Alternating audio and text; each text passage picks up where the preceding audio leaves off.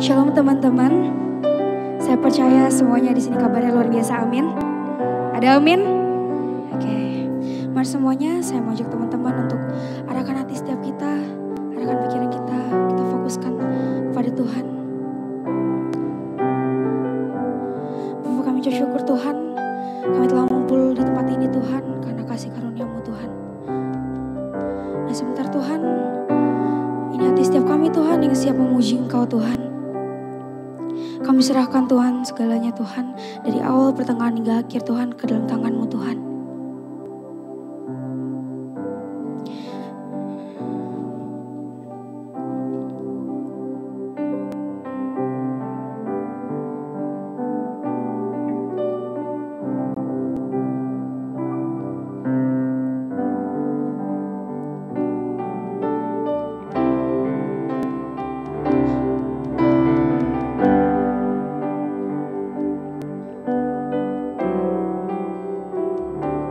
Si Tuhan sungguh mulia,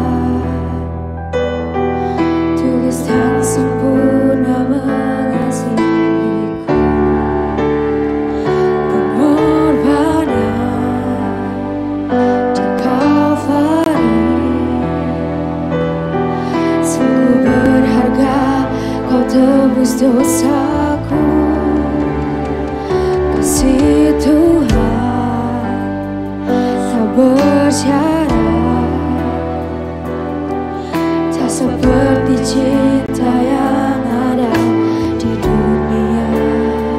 Selalu memberi lebih dari yang layak ku terima di hidupku. Terpujilah Tuhan Yesus, ditinggikan di atas pujian. Dari dalam lubuk hatiku, ku sujud dan berterima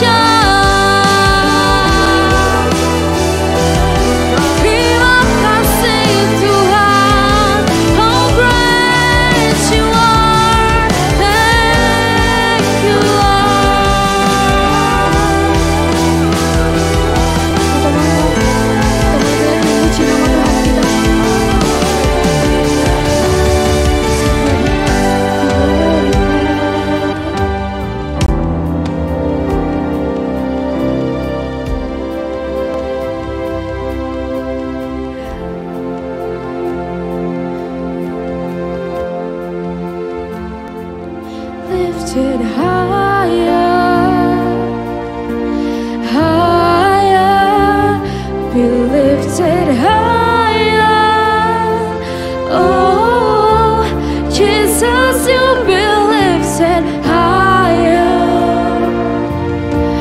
higher, be lifted higher.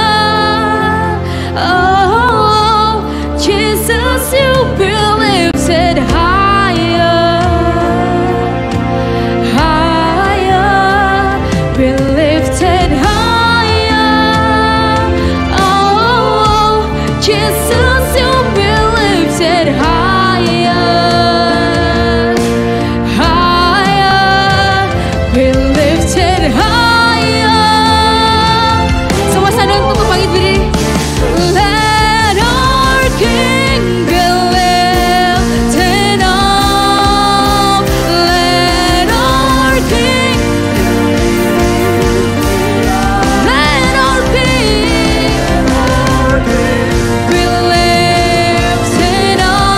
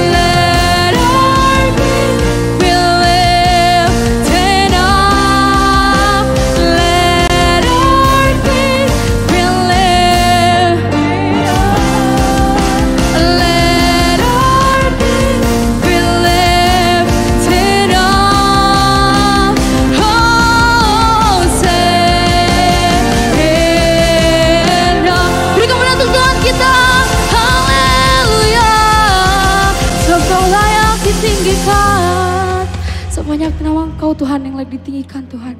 Layak terima pujian setiap kami Tuhan. Sebentar Tuhan, ini hati setiap kami Tuhan yang siap memuji Engkau Tuhan. Yang siap meninggikan Engkau Tuhan, bersorak-sorai bagi nama Engkau Tuhan. Yang siap memuji nama Tuhan katakan. Amin. Shalom anak muda. Shalom. Sekali lagi shalom anak muda. Shalom. Percaya bahwa Tuhan kita Tuhan yang terhebat, amin. Boleh kasih tos dulu ke kanan kirinya, bilang Tuhan kita tuh Tuhan yang terhebat loh. Sambil kasih senyuman paling lebar.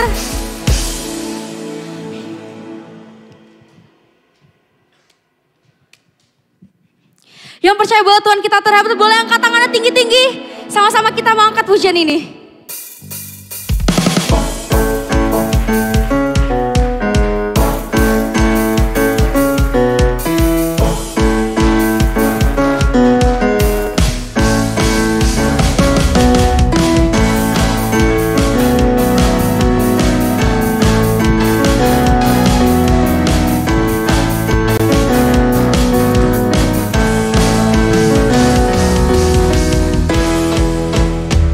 Kau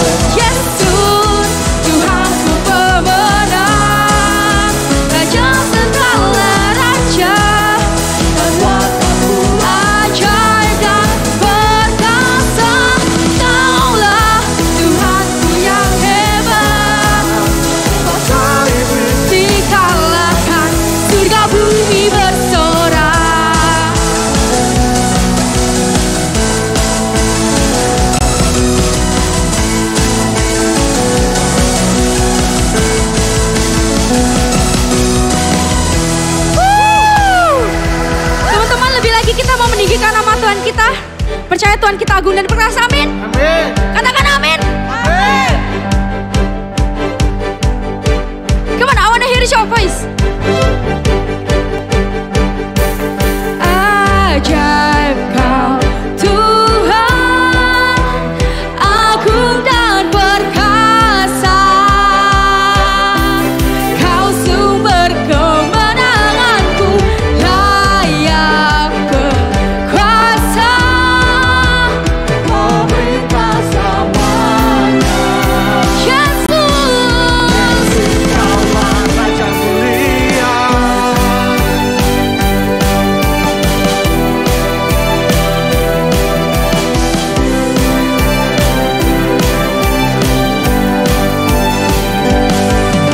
Tak terbayang kebesaran-Mu dan tak terbanding kekuatan-Mu Tuhan. Kau megah bagiku. Segenap jiwa dan pengharapan kan ku serahkan untuk rencana-Mu Tuhan. Kau Raja atasku, oh hanya Kau yang layak ditinggikan.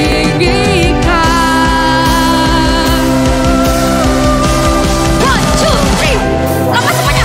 Ajaib Tuhan, agung dan perkasa. Kau sumber kemenanganku, layak berkuasa, memerintah selamanya. Yesus, Kaulah Raja mulia.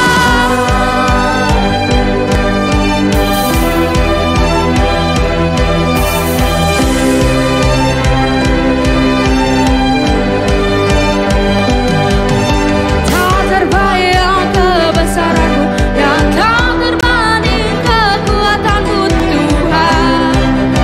Kau megah bagiku. Segenap jiwa dan pengharapan tak ku serahkan untuk rencana-Mu Tuhan. Kau Raja atasku, hanya Kau yang layak ditinggikan.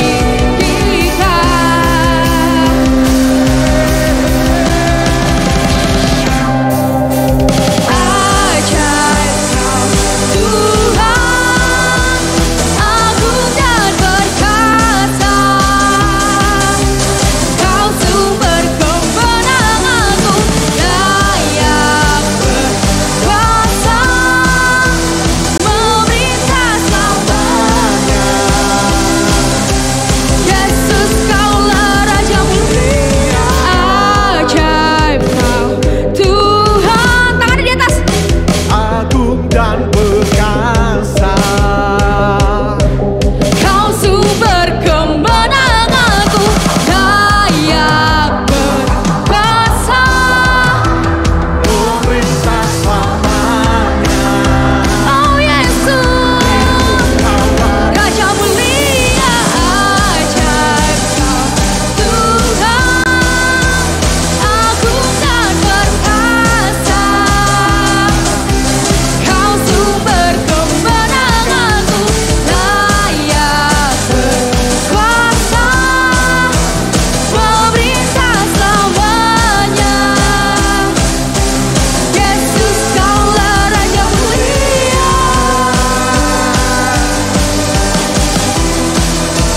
Raja mulia. Raja mulia. Wih, berikan bantuan Tuhan kita. Teman-teman boleh duduk kembali. Mari teman-teman, kita mau lebih lagi fokuskan hati kita untuk Tuhan. Kita mau sama-sama kasih waktu yang terbaik buat Tuhan. Bila ada satu kemenangan yang terjadi di tempat ini, satu kelepasan terjadi di tempat ini, kita mau sama angkat pujian dengan sungguh-sungguh. Ku menyerah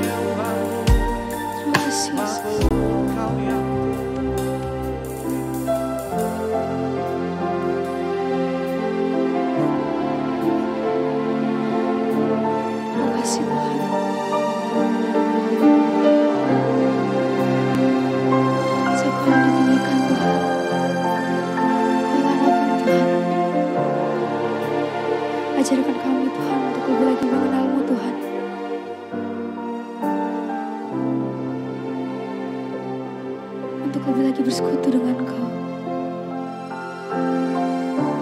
Bimbing setiap kami Tuhan, anak-anak-Mu Tuhan. Tuhan, sebentar kami akan mendengarkan sebagai dari firman-Mu Tuhan. Biarlah firman-Mu dapat menjadi rema dalam kehidupan kami Tuhan. Berkati juga hamba-Mu Tuhan yang akan memberikan firman-Mu Tuhan. Biarlah kami dapat mencurahkan benih-benih tabur dari firman-Mu Tuhan ke orang di sekitar kami Tuhan. Dan biarlah ada satu kemenangan Tuhan yang terjadi di sini Tuhan. Bawakan pikiran hati setiap kami Tuhan untuk mendengarkan sebagian dari firman-Mu Tuhan.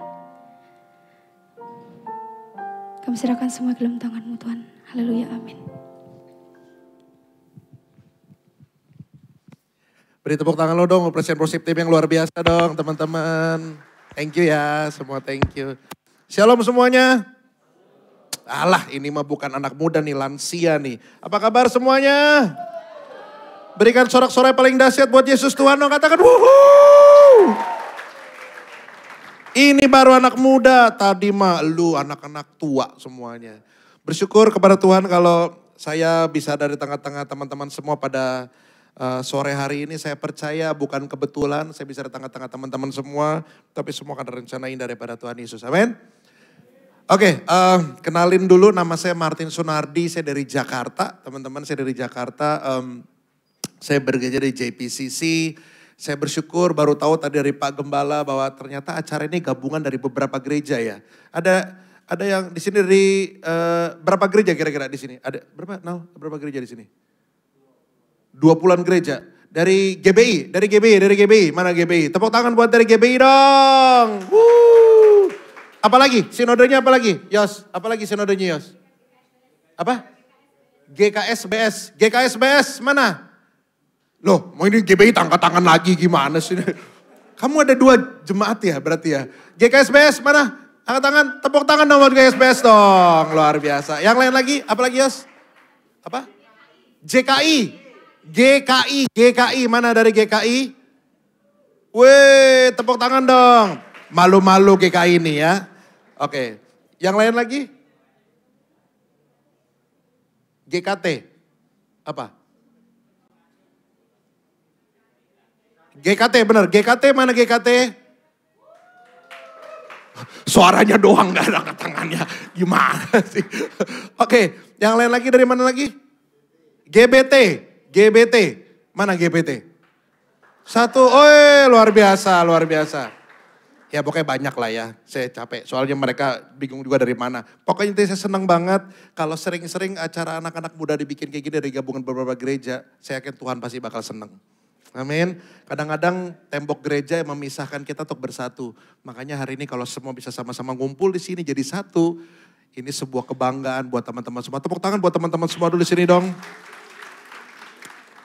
Oke, kita sama-sama mau belajar firman Tuhan hari ini. Saya dikasih tema itu full restoration ya. Nah, Natal tahun 2017 kemarin saya dapat undangan ke Belanda. Ya, saya ada pelayanan di sana dan ternyata ada satu yang mengejutkan. Menurut teman-teman kekristenan di sana tinggi nggak? Tinggi ya. Tapi Anda tahu yang terjadi apa? Ternyata gereja banyak banget tutup dan dijual di sana. Beneran loh, gereja dijual. Rumah dijual biasa, ini gereja dijual. Dan yang menyedihkan lagi, dijualnya jadi apa? Jadi bar. Gereja dijual jadi bar. Ini terjadi di Belanda, banyak banget. Jadi ada satu bar yang saya datengin ya bersama dengan jemaat di sana. Di sana kalau bar ya konotasinya bukan tempat yang seperti yang kita pikirkan di sini ya. Di sana kita bisa nyantai kayak kafe seperti itu. Dan itu tadinya gereja teman-teman semua. Jadi lah pertanyaannya kenapa bisa ditutup? Ini yang menarik yang kita akan bahas hari ini sama-sama. Terus kemarin saya baru pulang dari Amerika ya. Jadi bersyukur ada pelayanan di sana. Dan ini yang terjadi lagi. Saya mau kasih tahu teman-teman. Ada 4.000, barusan saya ngobrol dengan Bapak Gembala. Ada 4.500 gereja di Amerika ditutup. Banyak gak 4.500 gereja ditutup? Banyak loh. Gara-gara apa? Gara-gara anak mudanya gak nafsu pergi ke gereja. Gara-gara anak mudanya nggak nafsu pergi ke gereja. Kita sering kali nyanyi Hillsong, nyanyi Elevation Worship, kita nyanyi battle music. Semua kita look up-nya ke sana. Padahal teman-teman tahu yang terjadi di sana nggak seindah apa yang ada di pikiran kita. Nggak seindah dan sekeren apa yang ada di pikiran kita. Karena ternyata kekristenan di sana semakin melempem, terutama di Amerika. Pernikahan sesama jenis dilegalin loh di sana. Bahkan aborsi di sana dilegalkan. Ini yang terjadi. Makanya ini kita mau sama-sama pelajari. Ini adalah sebuah isu yang sangat serius melihat anak muda adalah penerus gereja. You guys are the future of the church. Kalian semua adalah masa depan daripada gereja-gereja Tuhan di tempat ini. Makanya kalau enggak dari kita semua yang menjadi tulang punggung gereja dengan menjadi terang dan garam dimanapun kita berada. Percayalah kekristenan akan musnah dalam dunia ini. Makanya hari ini kita sama-sama mau belajar. Ada beberapa hal yang saya coba selidiki ya, saya coba teliti gitu. Ternyata penyebab mundurnya banyak anak-anak muda ke gereja itu kurang lebih dari beberapa hal yang saya coba pikirin. Ini adalah 3 hal. Ntar teman-teman boleh bantu saya kalau teman-teman ada sebuah keresahan atau apapun yang teman-teman rasakan gitu ya. Yang pertama, apa sih yang menyebabkan banyak anak-anak muda mundur dari gereja? Yang pertama karena kejenuhan. Bilang kanan kirinya, itu elu atau bukan gitu.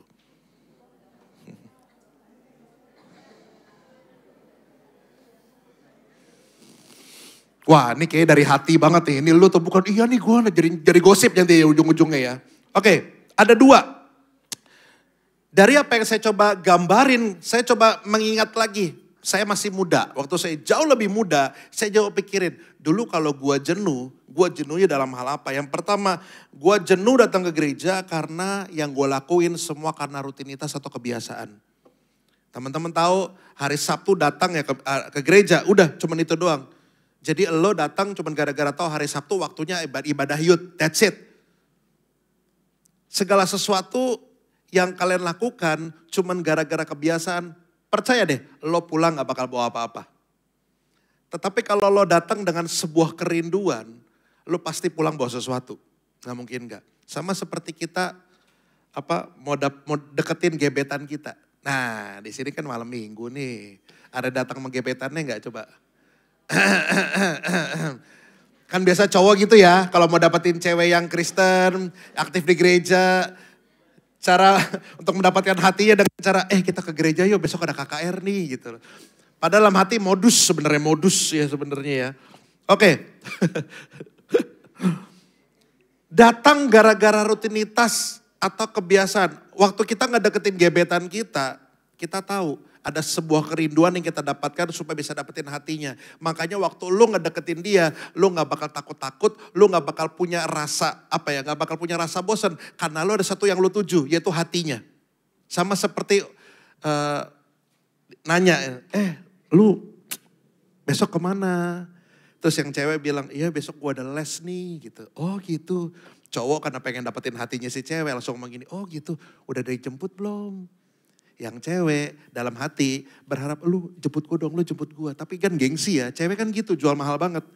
Ya, enggak, belum ada yang jemput sih. Terus cowok karena masih pengen dapetin hatinya bilang gini, aku jemput ya. Terus yang cewek bilang apa? Jangan. Kenapa? Gara-gara gak enak. Padahal dalam hatinya mau. Dalam hatinya mau banget. Tapi yang cewek bilang ini, janganlah ngerepotin. Karena si cowok pengen dapetin hatinya. Yang cowok bilang apa? Gak apa-apa. I'll be there for you. Besok pulang jam berapa? Jam 6 sore. Jawab pertanyaan gue. Kalau lu lagi gebetan belum jadi pacar ya. Waktu masih PDKT janjian jam 6. Lu datang jam berapa? Jam 6 juga. Ini ketahuan nih. Jam 5 biasanya. Supaya apa? Supaya kalau dia just in case keluarnya lebih cepat kita udah nongol di sini. I'm ready for you. Sadar. Tapi ternyata jam 6 yang ditunggu belum datang, belum nongol orangnya. 6.15 belum nongol juga orangnya. 6.30 belum nongol juga orangnya. Sampai akhirnya jam 6.45 si cewek dengan rasa gak enak karena cowoknya nunggu kelamaan. Dia bilang lari-lari, aduh sorry banget ya guru aku lama banget hari ini. Kamu nunggunya udah lama ya? Yang cowok bilang apa? Gak apa-apa, it's okay. Just take your time. I'll be here for you. I'll be here for you. Tapi bayangin setelah nikah, pacaran dulu deh gak usah nikah deh. Udah dapetin hatinya, udah dapetin statusnya sebagai pacar sekarang. Disuruh jemput jam 6, datang jam berapa? Wow, curhat, langsung curhat semuanya. Kalau lo semua datang dengan sebuah kerinduan, pasti pulang datang baru sesuatu. Gak mungkin gak. Makanya kalau lo semua datang nih di berbagai macam gereja, hari ini bisa datang. Gue berdoa supaya lo semua datang tadi karena sebuah kerinduan. Karena kalau lu pulang dari sini datang dengan sebuah kerinduan, lu gak sama seperti lo datang. Lu jadi orang-orang yang baru. Makanya hari ini teman-teman jangan biarkan datang cuman gara-gara kebiasaan. Dengar baik, angkatan muda sekarang itu beda sama angkatan muda zaman dulu. Seperti zaman saya, zaman Bapak Gembala dan senior-senior kalian di gereja. Itu beda karena dulu pergaulan kita cuma 3, rumah, sekolah, sama satu lagi adalah gereja. Rumah, sekolah, gereja. Zaman sekarang, anak-anak zaman sekarang, lu gak perlu 3 tempat itu. Karena apapun yang lu tahu, bisa dalam sebuah genggaman handphone. Makanya sekarang banyak option. Tadi saya mau kemari aja, saya tanya sama Yosua, makanannya apa di sini yang seru? Saya kan suka gitu ya, hunting kuliner, apa yang seru di sini nih. Tadi Pak Eka bilang sama saya, wah tenang Pak, besok pasti diajak makan bakmi akap. Akap bener ya? Bener, akap bener ya? Bakmi akap katanya itu legend dari tahun 1991 katanya. Saya bilang wah luar biasa banget. Bayangin kalau saya tiap kali datang diajak makan akap ya. Sekali datang makan akap, wah happy banget. 2 kali happy, 3 kali udah mulai bosen nih. Ke-4 kali kemarin diajak akap lagi, udah mulai enak nih. Ke-6, 7 kali lagi begitu terus. Gue yakin percaya kita akan bosen ke akap lama-lama. Nah sama juga seperti itu. Kalau kita datang ke gereja cuman gara-gara cuma rutinitas, percaya lo gak bakal dapat apa-apa. Makanya hari ini teman-teman semua, jangan biarkan kita datang dengan sebuah kebiasaan rutinitas. Karena firman Tuhan katakan loh, apapun yang kita persembahkan kepada Tuhan dengan tidak sungguh itu baunya kejijian buat Tuhan. Jadi kalau kita datang kepada Tuhan, kita memberikan terbaik buat Tuhan. Yang selanjutnya, jenuhnya karena apa? Karena gereja tidak menjawab kebutuhan anak muda. Gereja tidak menjawab kebutuhan anak muda. Terutama gereja-gereja konservatif ya. Maaf, saya gak maksud mendiskreditkan aliran gereja tertentu. Tetapi anak muda punya jiwa yang sangat bergejolak yang gak bisa dibendung. Saya dulu bergereja dari gereja yang angkat tangan tuh dosa. Drum listrik, drum ya dulu Lucifer. Yang surga cuman grand piano. Elektrik gitar, Saiton. Beneran. Itu dulu kata petinggi-petinggi gereja saya. Itu semua gak bener katanya. Setelah saya mengerti firman Tuhan, ternyata gak ada ayatnya loh. Yang kayak gitu-gituan dibilang musik tuh setan tuh gak ada. Gak ada yang seperti itu. Makanya di zaman anak muda sekarang yang begitu luar biasa, gereja harus menjawab kebutuhan anak muda. Kalau tidak, anak-anak muda akan pergi semua. Itulah yang terjadi di Amerika, itu yang terjadi di Belanda. Gereja nggak menjawab kebutuhan anak muda, makanya anak-anak muda pada pergi semua dari gereja. Karena banyak dari gereja tidak mau melakukan apa yang anak muda minta, cuman gara-gara based on culture and based on taste. Dulu saya kenapa? Saya pergi dari gereja saya untuk tidak ke sana lagi karena apa yang saya mau nggak bisa saya dapetin di situ, teman-teman semua. Saya dari dulu main band, ya saya pertama kali main musik dulu main drum. Tetapi di gereja saya dulu nggak boleh main drum sama sekali. Kenapa? Karena drum tadi apa saya bilang? Lucifer. Nggak bener kayak begitu katanya. Jadi di otak saya, oh berarti yang surga adalah grand piano, surga adalah grand piano. Itu yang ada di pikiran saya selalu. Nah kalau selama gereja selalu berpikir seperti ini, percayalah anak-anak muda bakal pergi semuanya. Makanya saya bersyukur. Setelah beberapa tahun kemudian saya pergi melayani ke GKI. Ada teman-teman GKI tadi, Ana? Boleh lambaikan tangannya?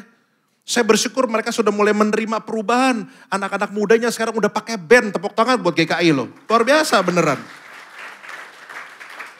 Karena kalau enggak, anak-anak mudanya bakal pergi. Anak-anak mudanya bakal pergi. Makanya sebagai gereja Tuhan, saya berharap ada pemimpin-pemimpin kamu di sini tempat ini. Selama gereja nggak pernah buka pemikiran demi pemikiran untuk kebaikan anak-anak muda, percayalah anak-anak mudamu bakal pergi. Tetapi dengan baik, energi yang terbaik dari anak-anak mudamu tangkap. Tetapi jangan sampai mereka melampaui apa yang firman Tuhan katakan. Cara dari zaman ke zaman berbeda. Zaman Musa berbeda, zaman Yesus berbeda, zaman Paulus berbeda. Tiap zaman ada caranya masing-masing. Tetapi ingat, jangan sampai apa yang kita kerjakan melanggar pada perintah firman Tuhan. Cara bisa banyak banget. Jangan sampai caranya kita itu melampaui apa firman Tuhan katakan. Makanya hari ini teman-teman semua, dari apa yang saya coba teliti, kejenuhan itu ada dua. Yang pertama karena datang gara-gara rutinitas atau kebiasaan, jadi pulang gak bawa apa-apa. Kedua karena ngerasa gereja gak menjawab kebutuhan. Apa gak jawab kebutuhan? Temanya begitu-gitu aja tiap minggu. Templates dari tahun ke tahun. Gak menjawab kebutuhan anak-anak muda. Contohnya soal seks. Kan itu sesuatu yang tabu untuk dibicarakan di Indonesia.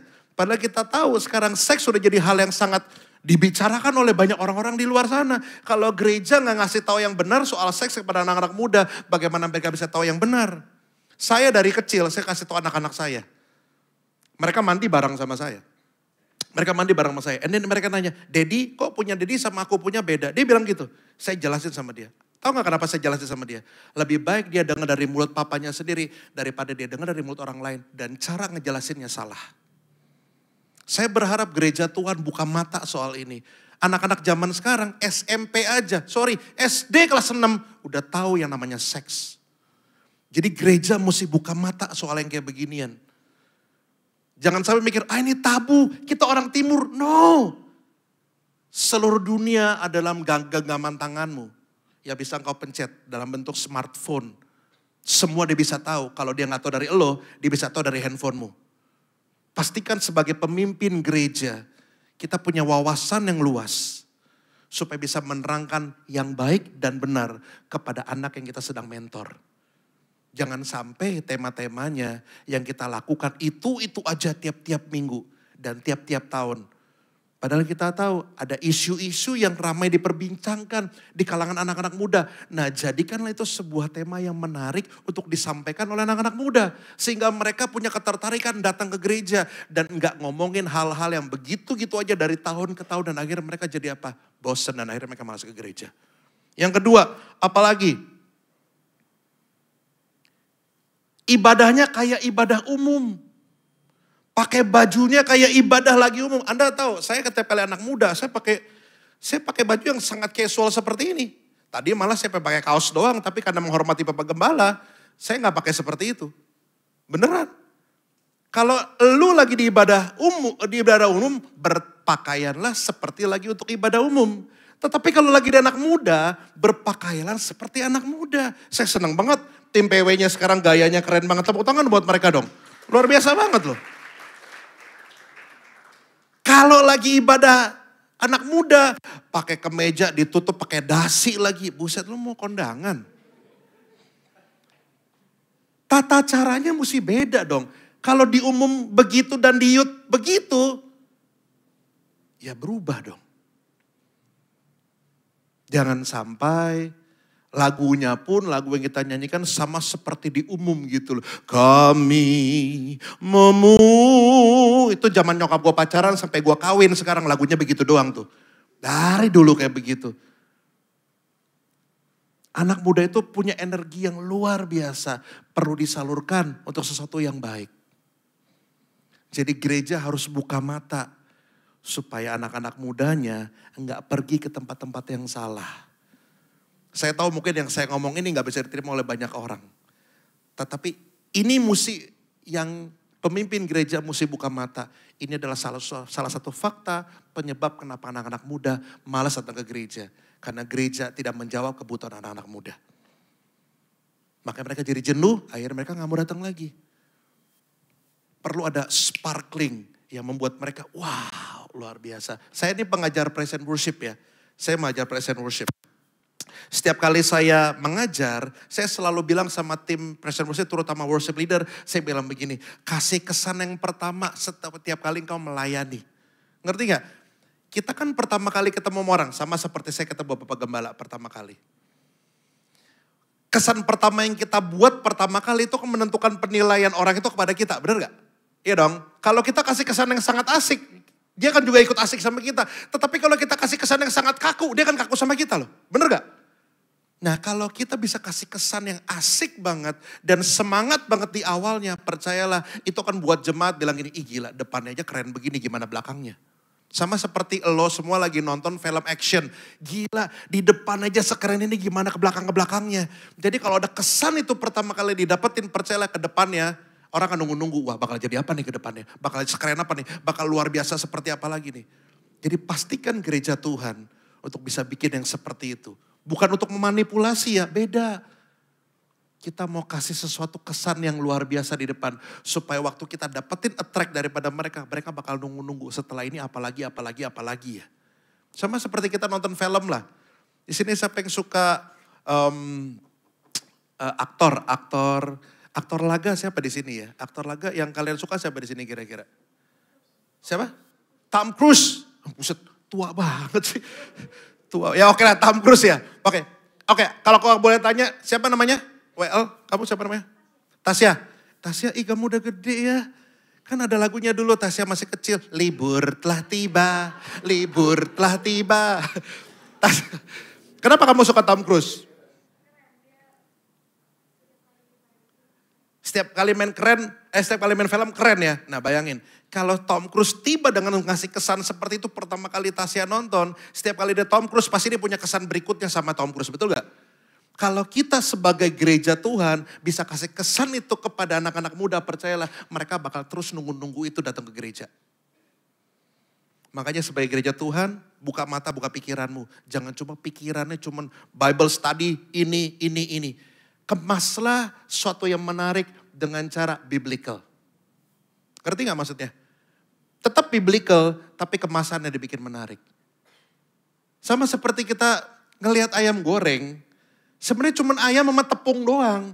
Tetapi kemasannya jadi menarik karena pakai apa? Jadi saus padang, tadi tambahin keju, bahkan ditambahin coklat lagi kemarin tuh. Itu udah aneh banget tuh. Tetapi kan itu inovasi, itu pikir orang, ih apaan sih pakai coklat? Tapi lu nyobain kan? Ngerti gak maksudnya? Semenarik itu. Nah gereja harus terbuka dengan hal-hal seperti ini. Tetapi jangan sampai meninggalkan esensi daripada firman Tuhan. Amin. Kalau kita bisa lakukan ini percayalah kita akan jadi gereja yang luar biasa. Gereja anak muda yang luar biasa. Oke, selanjutnya. Apa yang membuat anak muda mundur daripada gereja? Yang kedua adalah dosa. Dosa. Umur 12 sampai 17 tahun adalah umur di mana anak-anak muda sedang cari jati diri. Di sini siapa yang umur 12 tahun? Ada gak? Tua-tua juga loh ya pada ya. Hah serius? Kamu 12 tahun? 12, itu beneran tuh 12 tahun? Boros muka lu bro. Bener aja, 12 tahun. 15 tahun? 15 tahun? Oh 15? Makan apaan begini 15, buset. 17 tahun ada? Nah, seumuran ini nih, lagi cari jati diri. Lagi nyari jati diri. Dan sadar gak sadar, saat mereka nemuin kesenangan dalam hidup mereka, mereka pasti akan fokus dan ninggalin yang lain. Mereka pasti bakal ninggalin yang lain. Sayangnya di banyak kasus, yang mereka fokuskan bukan lagi Tuhan, tetapi kesenangan yang lain. Bayangin kalau yang dia fokus itu Tuhan, yang lain pasti bakal ditinggalin. Tetapi unfortunately, sayangnya, yang mereka fokusin adalah sesuatu yang salah sampai akhirnya mereka meninggalkan Tuhan. Karena kesenangan yang di luar Tuhan itulah, bukan gak mungkin membawa mereka melakukan banyak kesalahan demi kesalahan. Awalnya takut, sama kayak nyontek. Siapa pernah nyontek di sini? Yo, wih ngaku luar biasa, hebat bro. Bangga tuh. Dulu kalau nanya ya, zaman saya nih, sumuran kalian dulu. Ayo siapa yang suka nyontek? Semua diem-diem. Tapi ada yang angkat tangan di sini. Siapa yang pernah nyontek atau suka nyontek? Angkat tangan coba. Nah, kayak jujur ya. Oke. Coba lagi sekali lagi. Saya mau tunjuk soalnya. Saya turun ke bawah deh. Hop. Lebih enak nih nunjuknya nih. Siapa ya yang nyontek? Ayo cepetan, cepet. Giliran begini udah turun tangan semua. Ayo. Nah kamu deh. Kamu di depan saya. Udah berapa kali nyontek? Ntar lo. Nih kita dengerin ya. Udah berapa kali nyontek? Udah sering. Sering, oke. Jujur loh. Oke. Pertanyaannya, pertama kali nyontek deg-degan gak? Iya. Kenapa kamu deg-degan? Takut jawabannya salah. Apa? Takut jawabannya salah.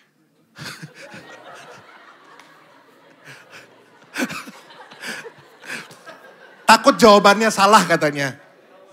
Kalau kakak pertama kali nyontek karena takut ketahuan. Ya. Kamu Oke, it's okay. Kita tepuk tangan lu dong udah berani jujur ya. Thank you. Nyontek gak? Sering. Sering juga. Bertobat ya nak. Pertama kali nyontek, apa yang lo rasain? Tegang. Kayak lagi nonton film horor ya. Tegang ya. Sekarang masih suka tegang gak? Enggak sih. Enggak sih katanya. Kenapa tuh kira-kira? Ya takut ketahuan aja. Iya enggak, kamu udah gak tegang lagi, kenapa sekarang? Udah enggak sering nyontek soalnya. Ush, luar biasa. Ini keren nih. Pernah nyontek, sekarang udah gak nyontek. Kita tepuk tangan lagi dong. Sekarang saya menuju ke belakang. Bro, lu pernah nyontek gak? Edi Brokoli. Kenapa? Ini dari dia tadi nih memang nih. Udah lu aja kalau gitu lah. Oke, bro. Sering nyontek gak? Gak pernah. Hah? Dari muka lu sih sering lah kelihatan lah. Pernah ya? Pertama kali rasanya apa? Ngeri. Ngeri ketahuan kan? Iya, ngeri ketahuan. Terus ngeri apa lagi? Ngeri apa ya? Ya ngeri ketahuan sih. Terus sekarang masih nyontek gak? Enggak, udah gak belajar soalnya. Udah belajar. Lu udah gak sekolah maksudnya? Udah kerja sekarang. Oh, udah kerja, ya sombong banget sih. Tepuk tangan lo dong, Edi Brokoli. Aduh, seru-seru lo anak-anak metro, tepuk tangan buat anak metro lo dong, keren banget. Bayangin, pertama kali semua bakal deg-degan, semua bakal takut, semua bakal jiper, takut ketahuan, takut ada yang salah mungkin jawabannya. Tetapi once lu lakuin terus menerus, lama-lama lu gak bakal takut lagi. Kenapa? Karena jadi sebuah kebiasaan. Dosa juga kayak begitu. Dosa juga sama. Kita buka satu ayat, Yakobus 1 ayat 14 sampai 15. Yakobus 1, 14 sampai 15. Dengar baik, nih baca di depan ya, udah ada nih. Yang mau buka boleh, tetapi kalau yang mau baca juga boleh di depan. Tetapi tiap-tiap orang dicobai oleh apa? Keinginannya sendiri karena ia apa? Diseret dan dipikat olehnya. Ayat ke-15. Dan apabila keinginan itu telah dibuahi, ia melahirkan dosa. Dan apabila dosa itu sudah matang, ia melahirkan maut. Banyak anak muda gak sadar di ayat ke-15 ini. Segala sesuatu yang dilakukan terus menerus akhirnya menjadi sebuah kebiasaan. Itu jadi kalian gak takut lagi. Karena udah ngerasa itu biasa aja. Tetapi ini sesungguhnya yang sedang terjadi sama kehidupan kita. Yang siap matang dan akhirnya melahirkan maut. Seks itu bagus gak? Bagus gak? Bagus, Tuhan menciptakan itu pada waktu yang tepat. Seks itu baik pada waktu yang tepat. Di Prambors, saya gak tahu teman-teman suka dengerin radio Prambors gak? Ya, ada sebuah iklan layanan masyarakat yang bilang begini, lu abis ini lulus SMA mau ngapain lu? Iya gue mau lanjut kuliah di sini. Gue mau ke sini nih, gue mau ke sini. Yang satu, kalau gue mau kawin aja dia bilang. Lulus SMA. Langsung bilang mau kawin. Hah? Lu gila ya? Lulus SMA mau kawin? Iya abis gue udah sayang banget sih sama cowok gue, dia bilang begitu. Lu tahu nggak? Ternyata umuran kalian ini sampai akhirnya bisa melakukan hubungan seks, akhirnya kalian menikah, akhirnya punya anak di umur sekalian ini. Ternyata secara mental dan secara kesehatan itu belum sehat banget buat diri kita. Ternyata seperti itu. Jadi jangan mikirin enaknya, tapi mikirin dampaknya di kehidupan kita semuanya. Jangan sampai kenikmatan sesaat bikin kita jadi rusak selama-lamanya. Saya nggak tahu teman-teman ada yang pernah ngelakuin dosa seperti itu atau enggak. Dan akhirnya bikin kalian gini, gue nggak layak. Nah inilah salah satu alasan kenapa ada orang-orang yang nggak ke gereja lagi. Karena mereka ngerasa nggak layak, diri mereka penuh dengan dosa. Sampai akhirnya udah ke gereja, udah ngerasa nggak layak. Terus mereka ngerasa mereka udah kotor, ya udah terusin aja sekalian. Akhirnya kayak begitu. Apalagi kalau sampai ada teman atau gereja yang akhirnya mengucilkan, makin lebih parah lagi kejadiannya. Dosa itulah yang menjadi alasan kenapa banyak orang lagi gak mau ke gereja. Ini adalah poin kedua. Yang ketiga, apa alasan anak-anak muda itu gak mau lagi ke gereja? Yang ketiga adalah kepahitan. Pernah punya masalah sama teman gerejanya, pernah punya masalah sama gembala youth-nya, pernah punya masalah dengan mungkin pacarnya yang ada di gereja itu sampai akhirnya gak mau ke gereja itu lagi. Banyak masalah banget.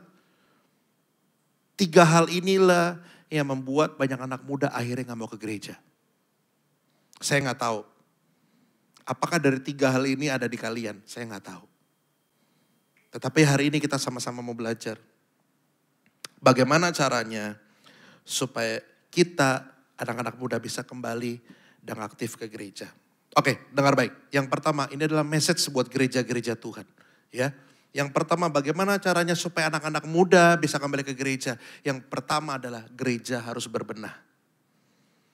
Gereja harus berbenah.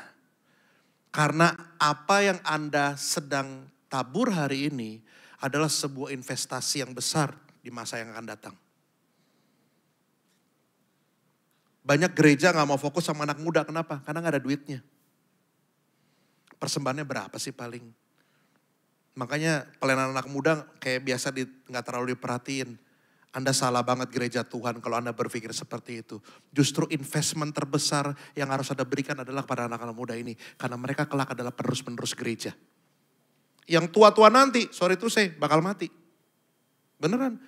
Kalau Anda fokus sama yang tua-tua dan mereka bakal mati dalam hitungan waktu 10 sampai 15 tahun ke depan, gereja bakal tutup. Makanya gereja sekarang harus sudah fokus sama anak-anak muda. Dan memikirkan bagaimana caranya bisa menjawab kebutuhan anak-anak muda. Makanya jangan kaget. Lately banyak gereja sekarang buka mata dan bikin acara banyak banget buat anak-anak muda. Salah satu yang saya tahu di Gilgal, ya GBI Gilgal. Pastor Juan Mogi, mereka bikin namanya Next Gen Conference. Itu udah dibikin selama kurang lebih berapa tahun dibikin. Kenapa? Karena mereka sangat concern dengan anak-anak muda. Makanya gereja betul-betul harus berbenah. Dengar baik, seringkali kita menuntut anak-anak muda harus ke gereja. Tetapi ini pertanyaan yang harus ditanyakan kepada kita sebagai pemimpin gereja. Dengar baik, sudahkah kita menjadi gereja yang menjadi rumah buat anak-anak muda di dalamnya? Karena untuk membuat orang merasakan gerejanya dalam rumahnya, itu bukan cuma perkara satu kali kegiatan doang, no. Tetapi ada action yang harus dikerjakan. Kita buka ayatnya, Efesus 2 ayat 19 sampai 22. Demikianlah kamu bukan lagi orang asing dan pendatang. Jadi ini yang harus dirasakan oleh members of the church. Ini yang harus dirasakan oleh orang-orang yang ada di gereja. Which is kita semua di sini. Kita bukan lagi orang asing dan bukan pendatang. Melainkan apa? 1, 2, 3. Kawan, sewarga dari orang-orang kudus dan anggota-anggota keluarga Allah. Yang dibangun di atas dasar para rasul dan para nabi dengan Kristus Yesus sebagai batu penjuru. Di dalam Dia tumbuh seluruh bangunan rapih tersusun menjadi bait Allah yang kudus di dalam Tuhan. Di dalam Dia kamu juga turut dibangunkan menjadi tempat kediaman Allah di dalam roh.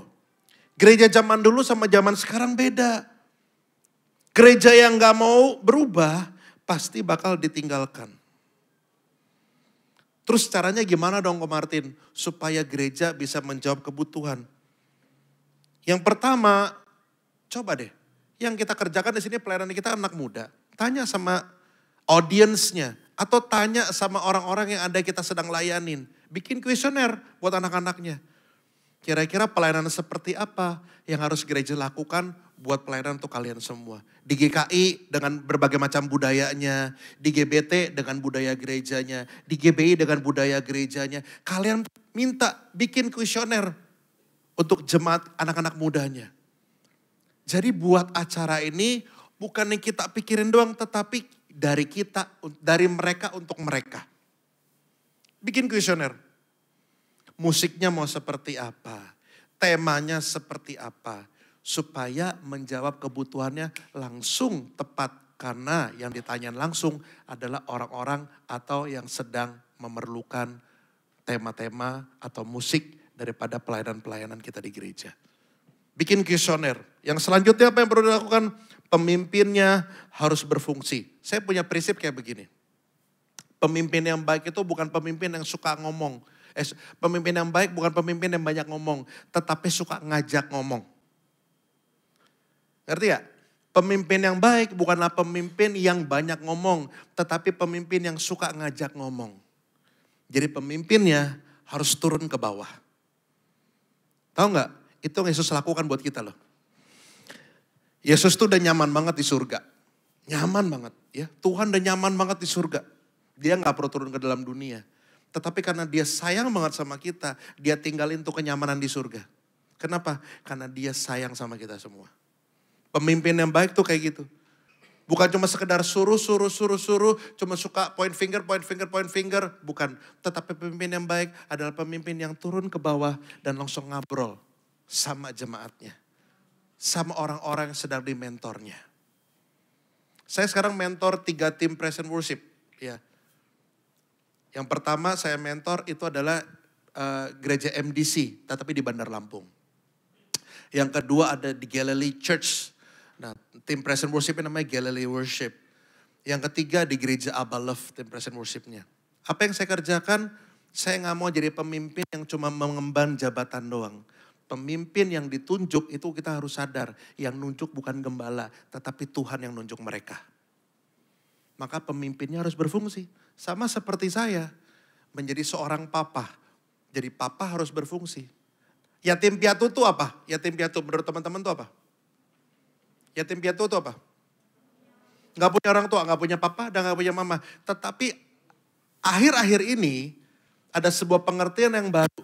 Daripada yatim piatu. Tahu gak apa? Papa mamanya ada, tetapi gak ada fungsinya. Buat anak-anak, mereka seperti yatim piatu. Papa mamanya ada, keberadaannya ada, tetapi fungsinya gak ada. Sibuk kerja, sibuk pergi, sampai akhirnya anak-anaknya gak keurus. Mereka bisa dibilang yatim piatu. Nah, maaf pemimpin gereja.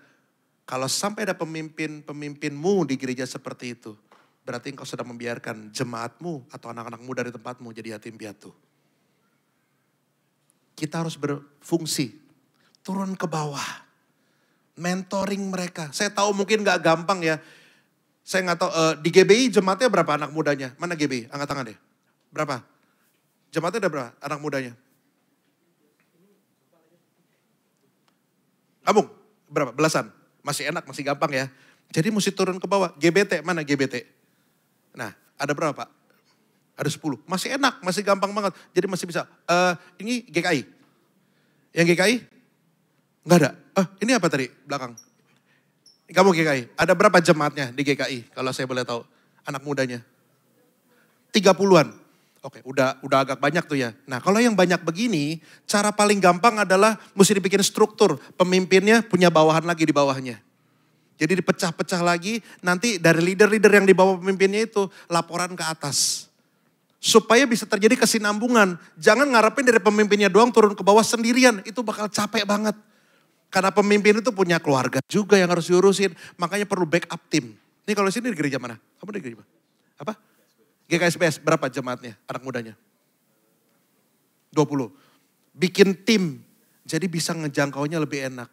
Yang saya lakukan di tim Praise and Worship yang saya pimpin adalah saya langsung turun ke bawah dan saya bagi hidup sama mereka. Karena pemimpin yang baik bukan cuma juga suka nyuruh, tetapi giving the life example. Ngasih teladan. Suatu ketika saya lagi ngajarin anak saya. untuk beresin sepatu sendiri. Ya, kan biasa kita kan begitu ya. Habis pulang dari mana sepatu langsung kemana satu, sana satu gitu kan. Nah saya lagi bilang sama anak saya, kamu habis pulang sekolah beresin sepatu kamu di rak sepatu kamu. Beres 1 sampai 2 minggu, di minggu ketiga udah mulai gak diberesin lagi. Waktu saya tegur dia, nama anak saya Melody sama Oliver. Saya bilang, Odi kenapa kamu gak beresin sepatu kamu? Saya bilang begitu. And then you know what? Jawaban dia, Daddy juga enggak. Ngerti gak? Anak-anak muda perlu dikasih teladan. Anak-anak muda perlu mesti dikasih contoh. Apa yang mereka lihat itu yang mereka kerjakan. Kalau kita sebagai pemimpin bisa kasih contoh itu kepada mereka, percayalah akan terjadi sebuah regenerasi yang baik dalam gereja kita. Jangan sampai kita cuma bisa nyuruh jemaat kita doang, tetapi kita sebagai pemimpin tidak melakukannya. Kalau mau jemaat lu untuk datang lebih on time, lu sebagai pemimpin datang on time. Kalau kita pengen jemaat kita untuk bisa nyanyinya all out, kitanya kasih contoh nyanyi all out itu bagaimana. Itu harus kita kerjakan. Jadi ingat teman-teman, gereja harus berbenah supaya anak muda bisa kembali ke gereja. You guys are the future of Christians in Indonesia. Kalian nih masa depannya. Kalau sampai gereja gak berbenah diri, anak muda akan banyak kehilangan kesempatan untuk jadi penerus kegerakan Kristen dalam dunia ini. Amin. Selanjutnya, apa yang harus dikerjakan supaya anak-anak gereja bisa kembali lagi, anak-anak muda kembali ke gereja. Yang kedua adalah rekonsiliasi. Rekonsiliasi. Punya masalah itu harus diberesin. Jangan terbiasa lari dari masalah. Apalagi pindah gereja. Apalagi pindah gereja. Kalau lo semua punya masalah di dalam gereja lo, dan lo berpikir untuk pindah gereja dari gereja lo karena lo punya masalah sama orang di gereja lo sudah membuat keputusan yang salah. Kenapa? Karena di gereja yang baru itu isinya manusia juga. Lo kan punya hal yang sama dan lo punya masalah yang sama dengan gereja yang baru itu. Karena isinya apa? Manusia juga. Makanya yang paling benar adalah beresin masalahnya. Jangan lari dari masalah. Rekonsiliasi. Apa kata firman Tuhan untuk rekonsiliasi? Roma 5 ayat 10 sampai 11. Roma 5 ayat 10 sampai 11. Sebab jikalau kita ketika masih seteru diperdamaikan dengan Allah oleh kematian anaknya, lebih-lebih kita yang sekarang telah diperdamaikan pasti akan diselamatkan oleh hidupnya. Ayat ke-11, dan bukan hanya itu saja, kita malah bermegah dalam Allah oleh Yesus Kristus Tuhan kita, sebab oleh Dia kita telah menerima pendamaian itu. Jadi Yesus aja yang mendamaikan kita aja turun langsung. Makanya kalau kita punya masalah, buru-buru diberesin. Ambil waktu untuk perbaiki hubungan. Karena biasanya banyak masalah disebabkan karena komunikasinya gak lancar. Iya dong, anak muda WhatsApp gak dibalas aja ngambek. Iya dong, WhatsApp gak dibalas aja bisa ngambek loh anak muda. Makanya saya tiap kali ada urusan apa-apa saya coba biasain telepon. Kebiasaan saya buat telepon. Karena WhatsApp itu gak ada intonasi volume suaranya. Bayangin ya, kita bilang, mi babi. Ya nih di WhatsApp nih, mi babi. Itu gak ada suara, gak ada nadanya loh. Tetapi kalau kita ngomong langsung, itu ada nadanya. Mau bilang mi babi atau mi babi, kan beda tuh. Iya kan? Itu ada nadanya loh di situ loh. Kalau kita ngomong langsung bisa jelas maksud orang ini ngomong apa nih? Ini ngatain gua apa ngasih tahu ada mi babi enak di situ. Makanya biasain kalau apa-apa jangan teks by phone biar jelas. Pemimpin-pemimpin gereja harus kasih waktu. Karena waktu yang kau berikan kepada orang tersebut berarti engkau sedang membuat orang itu penting atau enggak. Hari ini mulai buat keputusan. Tinggalin dosa, jadikanlah sebuah rekonsiliasi yang baik dengan pemimpin kalian. Biarkanlah hubungan kalian jadi bisa lebih baik gara-gara rekonsiliasi itu. Saya nggak tahu kalian pernah punya masalah nggak gara-gara kepahitan. Saya nggak tahu. Tetapi ini akan saya bawa di message yang ketiga. Bagaimana caranya supaya kita bisa balikin anak-anak muda ke gereja? Sadar bahwa Tuhan datang untuk orang berdosa. Saya pernah tulis gini di Instagram saya. Tuhan lebih benci orang munafik daripada orang berdosa. Halo? Tuhan itu lebih benci orang munafik daripada orang berdosa.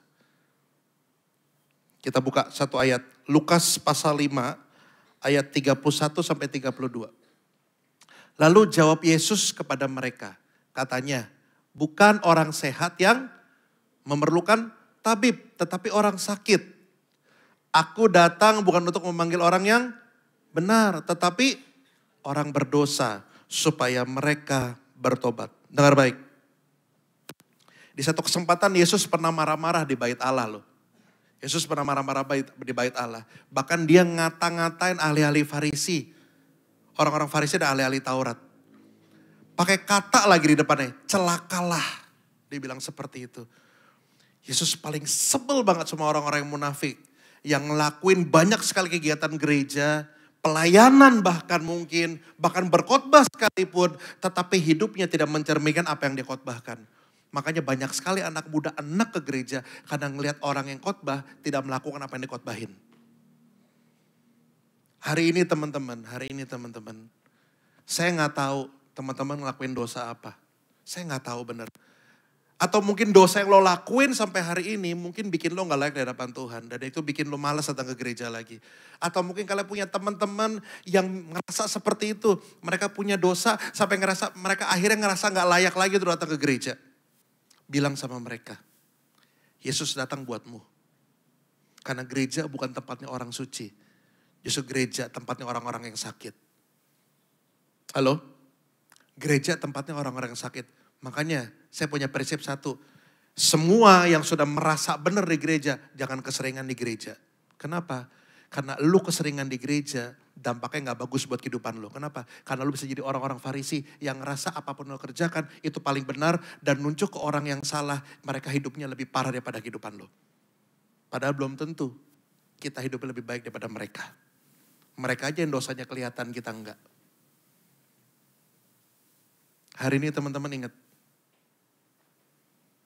Apapun yang kalian sudah lakukan, waktu kita minta ampun sama Tuhan, Tuhan bakal ngampunin. Gua kesaksian ya. Saya dilahirkan dari sebuah keluarga Kristen dari kecil. Dari kecil keluarga Kristen. Tetapi tahun 97, saya benci banget sama papa saya. Efeknya tahun 97. Ada yang udah lahir belum tahun 97 di sini? Ada, kamu udah lahir ya tahun 97? Ada yang lain tahun berapa? 2000-an? Edi Brokoli lu tahun berapa? Hah? 2000, oke. Namanya siapa sih? Gue panggil Edi Brokoli dulu tadi. Namanya siapa bro? Gak cocok bro. Yang bener ah. Yang bener. Siapa? Jenengnya sopo? Ah gak cocok juga. Yang bener. Putu. Ricky. Oke, Rick. Lahir tahun berapa? 2000. Nih, tahun 97 saya pernah kepahitan sama papa saya. Kenapa? Karena dulu papa saya usahanya bangkrut. Sebagai manusia, kita gagal wajar gak? Salah wajar gak? Wajar banget. Yang namanya gagal dan salah itu wajar. Tetapi kita mau belajar dari kesalahan kita, ya dong? Dan kita mau belajar dari kegagalan kita supaya kita bisa bangkit lagi. Nah, papa saya gak bangkit. Dia tetap meratapi kegagalan dan kesalahannya. Dia cuma ngelakuin 3 hal. Makan, tidur, nonton. Saya benci banget dulu ngelihat dia. Karena saya benci banget ngelihat dia, saya gak suka ada di rumah. Karena saya gak suka ada di rumah, makanya saya suka keluar. Dan masalahnya, setiap kali saya keluar, saya gabung dengan orang-orang yang salah. Saya gabung dengan orang-orang yang salah. Saya gabung di geng motor atau itu. Tahun 97. Yang lahirnya tahun 80-an seperti saya, di Jakarta dulu ada namanya geng motor Pacinko dulu namanya. Pasukan Cina Kota. Nah saya dulu gabung, beneran. Pasukan Cina Kota itu geng motor dulu di Jakarta. Nah saya dulu gabung sama mereka. Itu kerjaannya tiap malam minggu berantem sama geng motor lain. Ini beneran. Zaman dulu ributnya man to man, gak kayak zaman sekarang. Ya buat celurit-celuritan doang, buat gaya-gayaan. Zaman dulu kita benar-benar pakai itu semua dan fightnya 1 lawan 1. Kenapa saya bisa ngelakuin seperti itu? Karena saya benci banget sama papa saya di rumah. Saya jadi bandar narkoba. Saya dulu jualan sabu-sabu. Saya pemakai narkoba. Berat badan saya kira-kira menurut teman-teman berapa? Berapa? 80. Terima kasih, Anda baik sekali. Kira-kira menurut teman-teman berapa? 62. Ini si Ricky nih, 62 lu. Mata lu sakit ya? Berat badan saya nih 95 kilo. Dulu waktu saya make, berat saya 57 kilo. Bayangin, itu ketiup angin terbang saya yakin banget. Hush, terus terbang. Saking dulu pakai narkoba, saya pakai sabu-sabu dulu. Itu saya kerjakan. Kenapa? Semua dari papa. Saya hamilin pacar saya waktu itu, umur 17 tahun. Saya gak bangga saya cerita ini sama teman-teman semua. Saya gak bangga. Gua gak bangga sama sekali. Bayangin, waktu itu stresnya bukan main. Bayangin anak SMA, hamilin pacarnya mau jadi apa? Dulu modal saya cuma satu, handphone Nokia. Gua gak tahu lo ngerti Nokia apa enggak tuh. Zaman sekarang taunya kan Samsung, Xiaomi, ya bakmi, Xiaomi lah itu taunya ya. Zaman dulu handphone paling keren tuh Nokia zaman itu, tahun 97-98. Tahun 2000, tahun 2000. Saya jual itu dulu, kita kabur dari rumah waktu itu. Beneran. Di saat seumuran saya lagi seru-seruan ke mall, ya dulu zaman saya tuh lagi hits banget Mall Taman Anggrek. Pernah ke Mall Taman Anggrek gak di Jakarta? Dulu ada ice skating ya. Itu lagi happy banget, bayangin. Gara-gara kenikmatan sesaat, yang mesti gue tanggung adalah penderitaan. Kenapa? Karena gak ada pengalaman, akhirnya punya anak. Mestinya main ice skating, mestinya main dance yang lagunya Don't Stop, mestinya begitu tuh. Jadi apa namanya? Nah, mestinya ngurusin anak waktu itu. Masih dalam kandungan ya, bayangin. It's not worth it. Nggak sebanding dengan kesenangan yang harusnya kita lakukan di masa remaja kalian. It's not worth it. Saya harus tanggung itu semua dulu. Kita kabur dari rumah waktu itu. Dulu ini sampah banget. Sampah asli, sampah banget. Saya nyolong motor, ngerampok orang, itu saya lakukan semua dulu. Itu yang terjadi. Tapi bayangin, orang yang, maaf ya, orang yang kayak tai begini aja, bisa Tuhan pakai, apalagi kalian semua. Tuhan bisa pakai kalian lebih hebat daripada Martin Sunardi. Saya percaya itu. Makanya apapun kesalahan yang kalian lakukan bersama-sama, dalam sebuah kehidupan kalian, hari ini minta ampun sama Tuhan. Jangan pernah tinggalin gereja. Nggak ada gereja yang sempurna. Nggak bakal pernah ada. Mau dari denominasi apa, namanya apa. Nggak ada satupun gereja yang sempurna. Yang ada cuma satu Tuhan yang sempurna. Namanya Yesus. Kalau gereja nggak ada yang sempurna. Semua ada kekurangannya, semua ada kelebihannya. Di tiap gereja masing-masing. Even my own church, JPCC, ada kekurangannya. Di balik kelebihan yang mungkin banyak orang lihat. Karena setiap rumah tangga pasti punya urusan dapur masing-masing, gak mungkin enggak. Jangan pernah tinggalin komunitas ini. Karena ini adalah eklesia. Kumpulan orang-orang percaya kepada Tuhan. Dan di situ teman-teman bisa saling dinasehati, diperhatikan, dan dikuatkan. Dengar baik ya? Kalau lo semua pernah ngalamin hal yang sama kayak gue, lo pernah kesel sama bokap lo benci banget sama bokap lo. Bahkan waktu papa saya dulu ada keadaan seperti itu, saya bilang gini, lo mati pun gue gak bakal nangis. Benci banget. Udah bencinya luar biasa. Saya bilang gitu loh, lo mati gue gak bakal nangis. Gue gak bakal mau datang ke pemakaman lo. Saya bilang gitu loh. Sebenci itu saya sama dia dulu. Papa saya udah meninggal 2017 kemarin. Tetapi jauh sebelum itu kami sudah rekonsiliasi. Kami sudah pemberesan, bahkan hubungan kami pun baik. Dia bisa kenal cucunya, kenal istri saya, dan puji Tuhan hubungan kami baik. Saya gak tahu teman-teman ngalamin seperti saya atau enggak. Saya gak tahu. Dengar ya? Kalau hari ini lo semua ada yang ngerasa disakitin sama bokap lo. Ada yang ngerasa bokap lo bikin hidup lo hancur. Lo ngerasa ini adalah trigger yang bikin semuanya jadi berantakan kehidupan lo. Dengar baik. Dengar baik. Saya wakilin papa kamu hari ini. Minta maaf sama kamu. Saya wakilin papa kamu hari ini minta maaf sama kamu. Atas apa yang sudah dia perbuat. Atas apa yang sudah dia lakukan kepadamu. Saya mewakili mereka. Saya minta maaf sama kamu. Kalau hari ini ada yang datang dengan kepahitan sama mama kalian. Karena mama kalian kalau lagi marahin kalian main tangan. Ngata-ngatain kalian. Nganggap kalian terlalu bodoh apapun keluar dari mulutnya. Selalu bilang lu gak bakal jadi apa-apa di masa depan lu. Dengar baik. Hari ini izinkan saya mewakili mama kalian. Saya minta maaf. Saya minta maaf yang sebesar-besarnya wakilin mama kalian. Kalau hari ini ada yang ngerasa pernah kepahitan sama gembala kalian. Ada yang pernah punya masalah sama gembala kalian. Ada sesuatu yang gembala kalian lakukan yang mungkin gak berseberangan dengan maunya kalian. Dan itu bikin kalian punya hubungan yang baik sama gembala kalian. Hari ini saya mewakili mereka. Saya minta maaf sama kalian. Saya minta maaf sama kalian. Kalau hari ini ada orang-orang yang pernah nyakitin kalian. Sampai akhirnya bikin kalian gak mau ke gereja lagi. Saya mewakili mereka. Saya minta maaf ke kalian semua. Saya tahu mungkin kalian bisa bilang gini.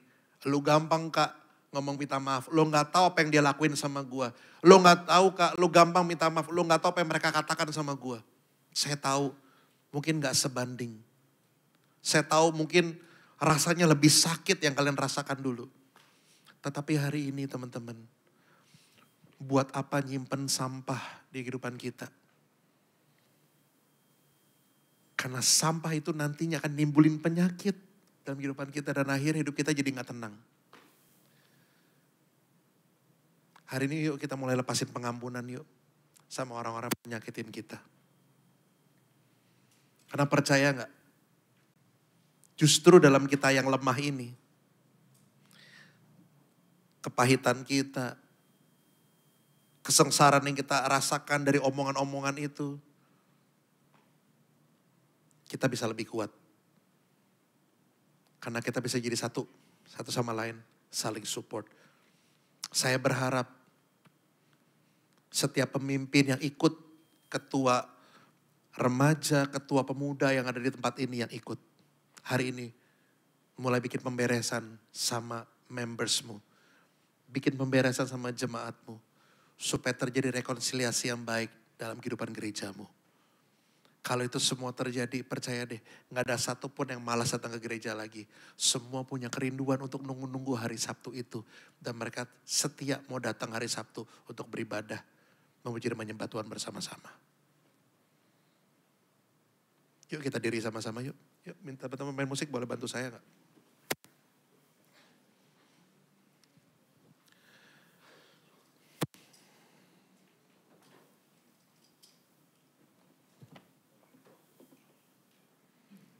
Kami percaya Tuhan, apa yang kami dengar hari ini adalah sebuah realita yang kami alami di gereja kami.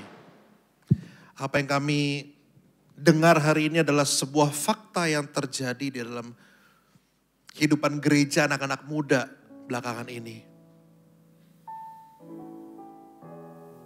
Bahwa ada sesuatu yang terjadi antara kami dengan pemimpin kami, bahkan kami dengan hidup kami, dengan segala dosa-dosa kami.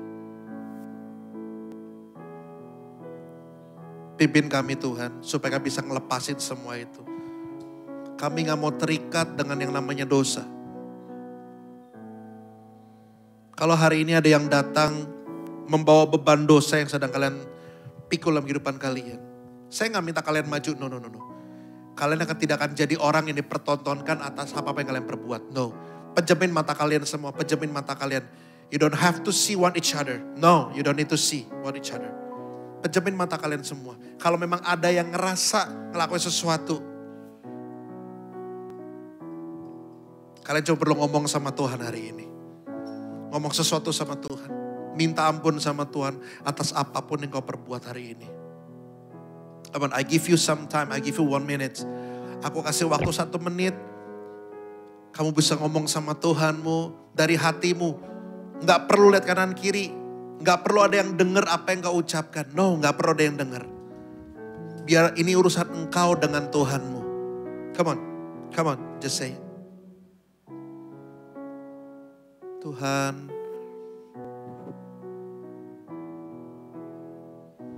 dengarkan mereka Tuhan, dengarkan mereka Tuhan. Mereka sedang ambil keputusan dalam kehidupan mereka Tuhan.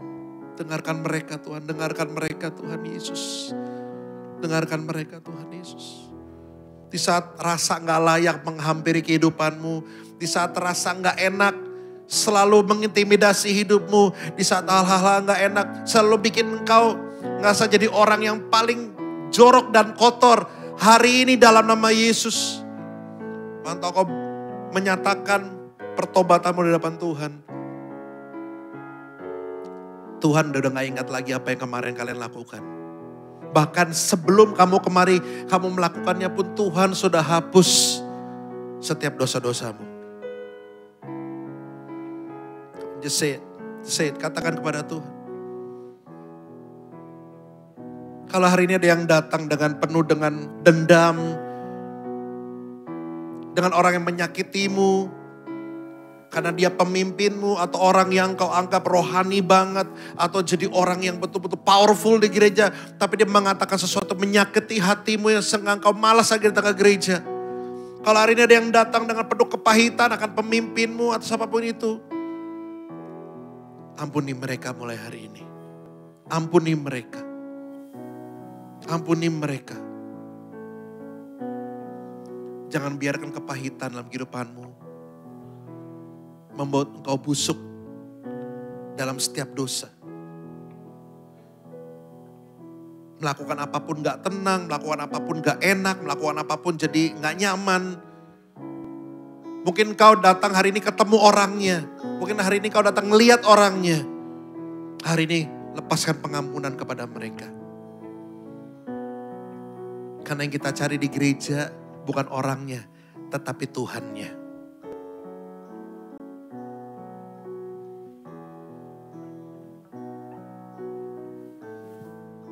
Pimpin kami Tuhan Yesus, supaya kami jadi orang-orang yang baru di hadapan Tuhan.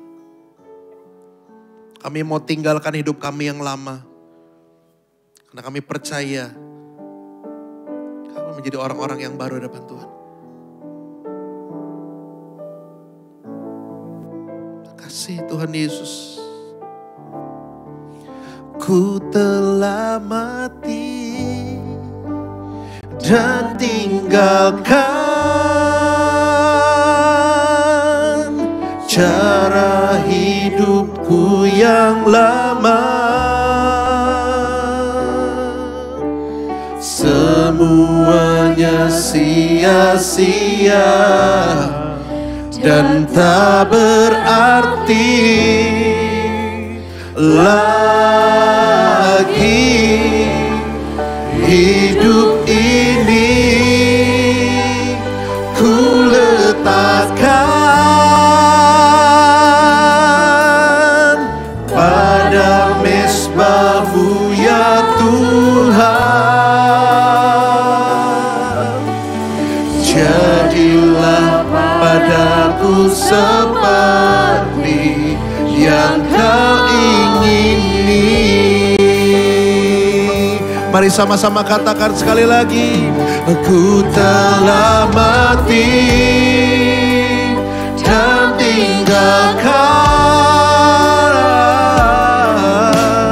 cara hidupku yang lama, semuanya sia-sia dan tak berarti lagi hidup ini. Come on. Ku letakkan Pada mezbah-Mu ya Tuhan, jadilah padaku Tuhan seperti yang Kau ingin ini. Mari sama-sama lebih lagi katakan. Ku telah mati dan tinggalkan pada hidupku yang lama, semuanya sia-sia. Oh, dan tak berarti lagi hidup ini. Ku letakkan pada mezbah-Mu ya Tuhan, jadilah padaku seperti yang Kau ingini. Ku telah mati dan tinggalkan. Kami mau tinggalin yang lama Tuhan, karena kami tahu hidup kami yang lama membawa kami kepada kesia-siaan demi kesia-siaan. Kami percaya Tuhan hari ini ada breakthrough, ada terobosan dalam kehidupan kami, supaya kami semakin semangat lagi bersama-sama dengan Tuhan, mencari Tuhan, beribadah kepada Tuhan Yesus. Terima kasih Tuhan. pada mezbah-Mu Thank you Lord. jadilah padaku seperti Yang Kau ingini. Saya mau dengar teman-teman aja sama-sama kata-kata di dalam hati yang paling dalam. Ku telah Ini komitmen kami Tuhan kepada Tuhan, bahwa kami gak akan ngelakuin apa yang telah kami lakuin dulu. Segala dosa, kesalahan, perbuatan gak baik, perbuatan gak benar, kami mau tinggalin dalam nama Yesus pada malam hari ini. Janji yang baru, recommitment. Jadi hal-hal yang baik dalam kehidupan kami, untuk menjadi yang lebih baik di hadapan Tuhan Yesus. Thank you Lord. Ku letakkan pada mezbah-Mu ya Tuhan, jadilah padaku seperti yang Kau ingini. Ku telah mati, come on, dan tinggalkan cara hidupku yang lama, semuanya sia-sia. Oh, dan tak berarti lagi hidup ini. Ku letakkan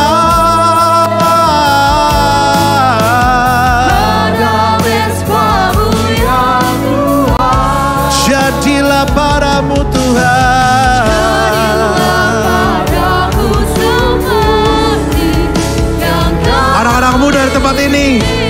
Mari sama-sama angkat tanganmu dan katakan lebih lagi. Ku telah mati, come on, dan tinggalkan cara hidupku yang lama. Semuanya sia-sia dan tak berarti lagi. Hidup ini ku letakkan pada mesbah-Mu ya Tuhan. Jadilah padaku seperti yang Kau ingini, maka jadilah padaku, maka terjadilah Tuhan. Jadilah padaku maka jadilah padaku seperti yang Kau ingini.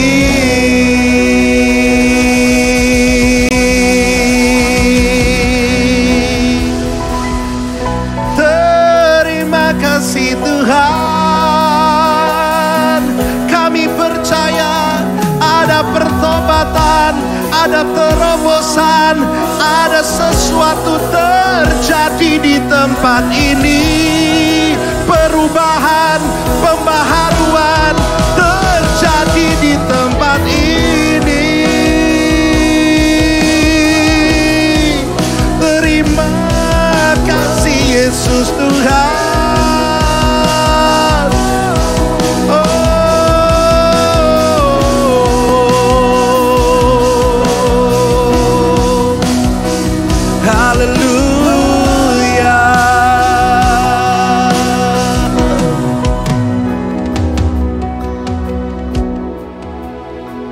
Lagu yang barusan kami nyanyiin Tuhan bukan cuma sekedar lagu yang berlalu begitu aja. Lagu yang barusan kami keluarkan dari mulut kami bukanlah cuma perkataan nyanyian sebuah lagu, tapi adalah sebuah komitmen yang baru. Mungkin sebelum kami masuk kemari ada banyak kegundahan, ada banyak hal-hal yang bikin kami ngerasa, apa gue bisa masuk ke sana ya? Apakah gue layak masuk ke sana? Hari ini dengar baik. Justru karena rasa seperti itu Yesus datang ke dalam dunia. Karena Tuhan gak datang untuk orang yang benar, Dia datang untuk orang-orang yang bersalah. Di sini tempatnya rumah sakit buat orang-orang seperti kita. Kenapa gue bilang kita? Karena gue pun ngelakuin kesalahan juga. Bukan berarti saya sebagai pembicara di tempat ini bukan berarti saya luput dari kesalahan. No. Saya masih ngelakuin kesalahan juga. Dan tiap hari saya terus berusaha, terus minta ampun sama Tuhan atas setiap kesalahan yang saya kerjakan. Dan lagu ini juga jadi satu hal yang berarti buat saya. Supaya saya mau ninggalin hal-hal yang lama yang udah saya lakukan dalam kehidupan saya. Komitmen baru, recommitment. Bukan cuma sekedar jago pelayanan doang, jago nyanyi doang, jago main musik doang, jago pelayanan doang. No. Karena orang yang melayani belum tentu kenal Tuhan.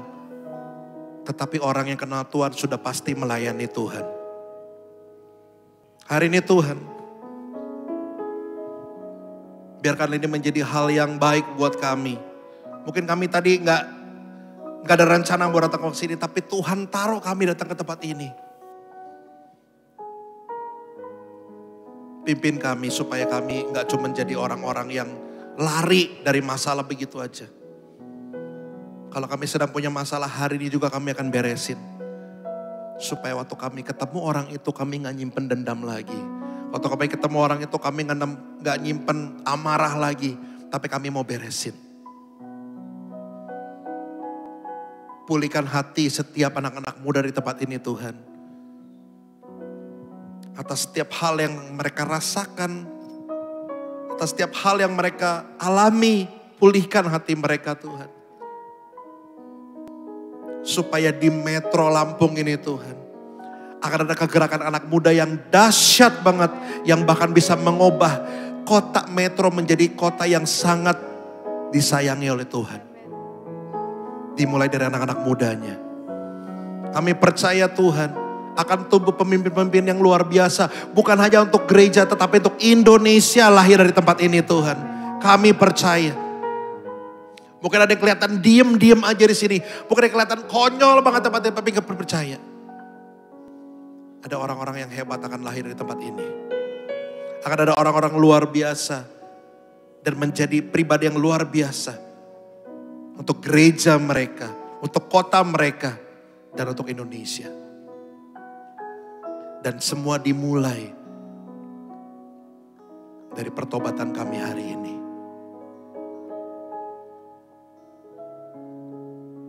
Terima kasih Tuhan buat waktu yang berharga ini Tuhan. Hari ini bukan acara tangis-tangisan, hari ini bukan acara ngeliatin orang ngelakuin dosa seperti apa. No, bukan seperti itu. Karena pertobatan adalah urusan kita dengan Tuhan kita sendiri. Biarlah kata-kata yang barusan teman-teman ngomongin sama Tuhan menjadi sebuah ikatan janji yang baru antara teman-teman sama Tuhan. Supaya kita jaga hidup kita untuk melangkah ke jalan yang sudah Tuhan izinkan. Dan pergi ke tempat di mana Tuhan mengarahkan hidupan kita. Kita gak mau biarin hati kita kotor dengan perkataan orang. Kita gak mau biarin hati kita kotor dari perbuatan orang. Tetapi kita mau fokus apa yang Tuhan bisa kerjakan dalam kehidupan kita. Bukan apa yang orang katakan tentang kita. Berkati setiap pemimpin gereja yang ada di tempat ini Bapak. Ketua remaja, ketua pemuda. Berkati mereka dalam nama Yesus. Kami tahu mungkin gak gampang jadi seorang pemimpin. Tapi kami percaya setiap orang telah ditunjuk bukan cuma sekedar gembala yang nunjuk mereka. Atau bukan vote yang dipilih. No, tetapi Tuhan telah menunjukmu. Biarlah engkau berfungsi menjadi pemimpin. Sebagaimana Yesus berfungsi sebagai Tuhan dalam kehidupan kita. Berkati gereja-gereja yang hadir di tempat ini Bapak. Dari berbagai macam denominasi gereja. Berkati gereja mereka satu persatu. Dari setiap permasalahan yang mereka alami dalam kehidupan organisasi mereka.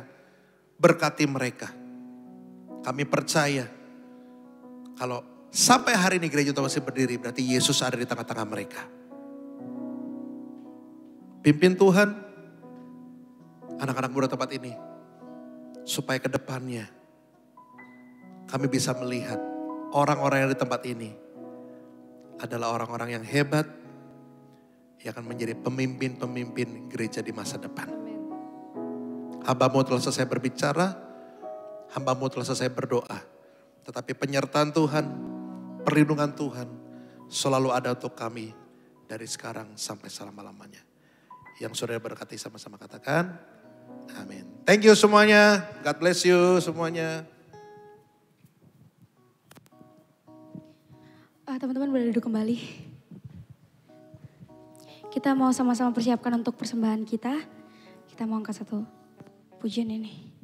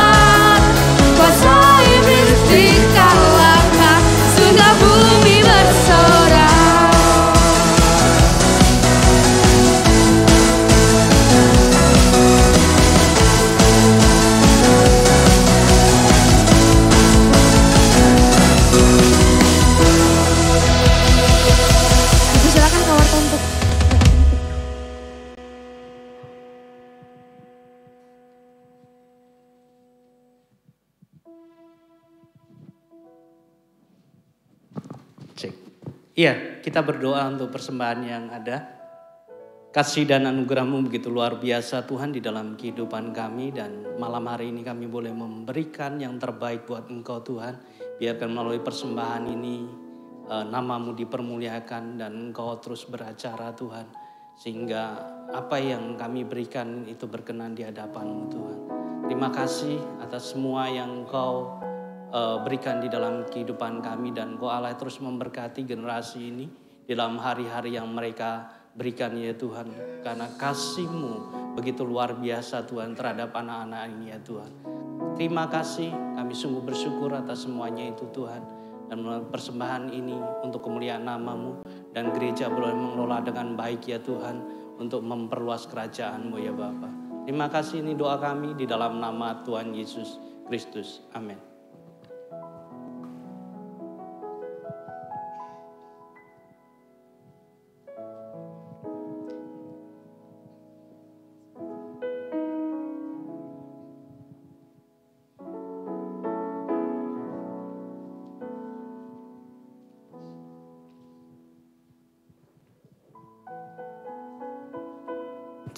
Diberkati oleh firman Tuhan, amin. Lemes semua. Di mana suaranya amin? Amin. Luar biasa. Terima kasih untuk Ko Martin yang sudah memberikan sebagian firman-Nya yang luar biasa. Terima kasih juga untuk yang sudah datang di acara KKR Pemuda ini. Kalian semua luar biasa. Dan terima kasih untuk pelayan yang sudah melayani dengan sepenuh hati. Beri tepuk tangan dulu dong untuk pelayan yang sudah hebat, sudah melayani dengan sepenuh hati ini. Sebelum kita mengakhiri ibadah KKR ini, mari kita bersatu hati untuk berdoa. Bapa kami yang di surga, terima kasih Tuhan atas kasih rahmat hikmat-Mu yang tak pernah berkesudahan Bapa. Terima kasih Tuhan, Kau telah memberkati Tuhan, Kau Martin Bapa yang telah menyampaikan bagian dari firman-Mu Bapa. Kiranya firman-Mu ini Bapa dapat bertumbuh Tuhan di dalam hati kami Bapa dan berbuah Bapa untuk sekitar kami ya Bapa. Berkati Kau Martin Bapa, berkati dia di dalam keluarganya Bapa. Kau urapi selalu Bapa, Kau berkati selalu di dalam masa depannya Tuhan. Terima kasih Bapa. Sebentar Tuhan kami telah menyelesaikan ibadah KKR pada hari ini Bapa. Engkau sertai Tuhan perjalanan kami dari tempat ini hingga pulang ke rumah kami dengan masing-masing dengan tidak kurang apapun ya Bapa. Bungkus kami dengan kuasa darah-Mu ya Tuhan. Terima kasih Bapa. Hanya di dalam nama-Mu Tuhan kami sudah berdoa dan mengucap syukur. Amin. Amin. Teman-teman boleh keluar mengikuti arahan dari Asher dengan rapi.